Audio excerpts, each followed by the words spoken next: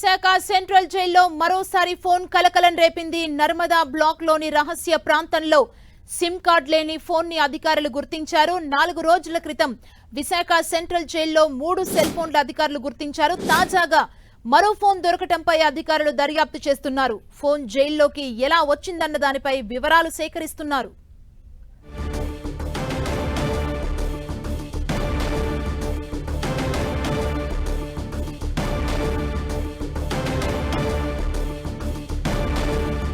Visakha central జైల్లో మరో phone లభ్యమైంది. ఫోన్లో సిమ్ కార్డ్ లేని ఫోను అధికారులకు లభ్యమైనట్లుగా తెలుపుతున్నారు. ఇదే అంశానికి సంబంధించి మరింత సమాచారాన్ని మా ప్రతినిధి జార్జ్ మనకు అందిస్తారు.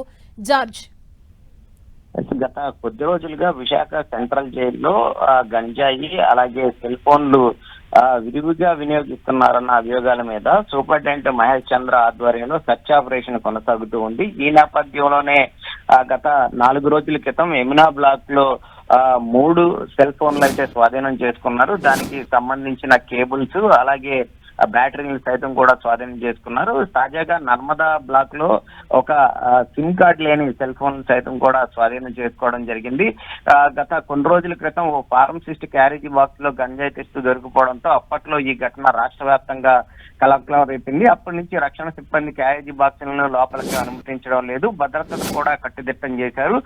గత నెల 28వ తేదీన అనుమానం కలిగించిన 2 వార్డెన్లు జైలు అధికారులు తనిఖీలు చేశారు.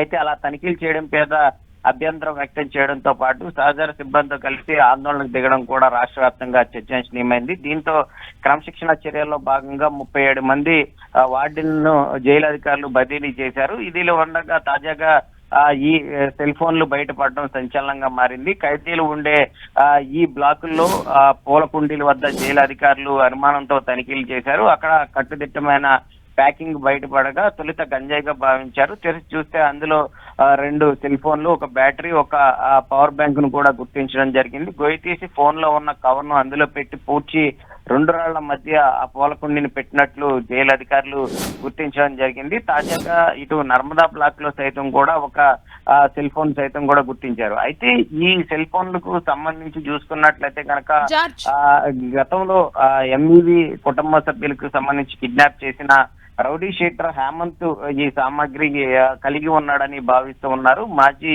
ఎంపీ కుటుంబ సభ్యులను కిడ్నాప్, ఒక హత్య కేసులో శిక్ష అనుభవిస్తున్న హేమంత్ వీటిలన్నిటిని కూడా నిర్వహిస్తున్నట్లు పోలీసులు అయితే అనుమానం వ్యక్తం చేస్తూ ఉన్నారు. ఈ నేపథ్యంలోనే దీనికి సంబంధించి జైలు అధికారులు సైతం కూడా కమిషనర్ కు ఫిర్యాదు చేశారు. కమిషనర్ సైతం కూడా కేసు నమోదు చేసి దీని మీద దర్యాప్తు చేస్తూ ఉన్నారు. మొదటి నుంచి హేమంత్ వ్యూహంతో అధికారులు దీని మీద దృష్టి పెట్టడం జరిగింది. ఈ నేపథ్యంలో మహేష్ చంద్ర సైతం కూడా ఈ సెర్చ్ ఆపరేషన్ కొనసాగిస్తున్న నేపథ్యంలో మొత్తం అన్ని బ్లాకుల్లో సైతం కూడా ఈ సెర్చ్ ఆపరేషన్ కొనసాగుతుంది. గంజాయి అలాగే సెల్ ఫోన్లన్నింటిని కూడా అరికట్టడంలో ప్రధాన పాత్ర పోషిస్తున్నామంటూ కూడా సూపరింటెండెంట్ చెప్తూ ఉన్నారు.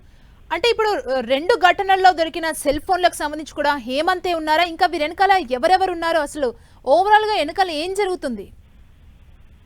అదే దీనికి సంబంధించి విశాఖ కమిషనర్ సైతం కూడా, ఎందుకంటే ఆర్లో పోలీస్ స్టేషన్ లో దీనికి సంబంధించి ఫిర్యాదు చేయడం జరిగింది. ముఖ్యంగా తాజా పరిణామాలు కేసు నేపథ్యంలో ఇటు హేమంత్ అనుసరిస్తున్న వ్యూహాలకు సంబంధించి వారు ఆర్లో పోలీస్ స్టేషన్ కి ఫిర్యాదు చేయడంతో విశాఖ సిటీ కమిషనర్ శంకర్బత్ బాగ్చి నేరుగా రంగంలోకి దిగారు. పూర్తి స్థాయి విచారణకు పోలీసుల అధికారులు ఆదేశించడం జరిగింది.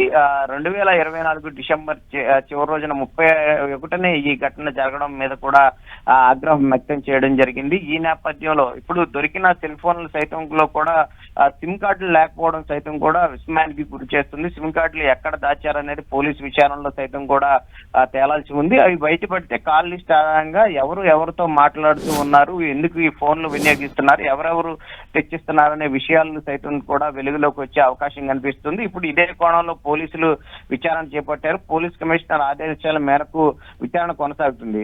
ముఖ్యంగా చూస్తున్నట్లయితే కనుక మాజీ ఎంపీ ఎంఈవి సత్యనారాయణ కుటుంబ సభ్యుల కిడ్నాప్ కేసులో ప్రధాన నిందితుడికి ఉన్న హేమంత్ కుమార్ ఓ హత్య కేసులో సైతం కూడా ప్రస్తుతం ఈ కర్మాగారంలో శిక్ష అనుభవిస్తున్నాడు. 2 ఫోన్లు బ్యారెక్ సమీపంలో ఉంచేందుకు తెగించారంటే అది హేమంత్ కుమార్ కోసమేనని అధికారులు భావిస్తూ ఉన్నారు. పెన్నా బ్యారెక్ లోనే ఈ రౌడీ షీటర్ కోలా హేమంత్ కుమార్ ఖైదీగా ఉన్నారు. ఈ సెల్ ఫోన్లు సైతం కూడా హేమంత్ కుమార్ కు సంబంధం ఉండవచ్చని ప్రాథమికంగా అయితే అనుమానం వ్యక్తం చేస్తూ ఉన్నారు. అయితే ఇక్కడ ముఖ్యంగా చూసుకున్నట్లయితే కనుక ఇక్కడ బయటకు పడుతున్న ఒక్కొక్క ఘటన నేపథ్యంలో కొందరు ఖైదీలకు సెల్ ఫోన్లు గంజాయి అందుబాటులో ఉంటుందని తెలుస్తూ ఉంది. ఇక్కడ వీరికి బాగానే రాచమర్యాదలు జరుగుతున్నాయని అనుమానాలు కూడా బలపడుతున్నాయి. అక్కడి నుంచే బయటకు ఫోన్లు దర్జాగా సెటిల్మెంట్లు దందాలు చేస్తున్నట్లు తెలుస్తూ ఉంది. అంటే జైల్లో నుంచే వీళ్ళంతా కూడా నేరాలకు పాల్పడుతున్నట్లు తెలుస్తూ ఉంది. కానీ ప్రస్తుతం సెల్ ఫోన్లు పట్టుబడడం మాత్రం ఇక్కడ చాలా నేర వ్యవహారాలు జరుగుతున్నట్లయితే గుర్తించడం జరుగుతుంది. ప్రస్తుతం సిమ్ ఫోన్లు దొరకలేదు కాబట్టి ఆ సిమ్స్ కూడా ముందు ప్రాథమికంగా గుర్తించిన తర్వాత ఆ సిమ్ లోని కాల్ డేటా ఆధారంగా వీరు ఎవరెవరితో మాట్లాడుతూ ఉన్నారు, ఏమేమి చేస్తున్నారు అనేది స్పష్టంగా తెలిసే అవకాశం కనిపిస్తూ ఉంది. Thank you George.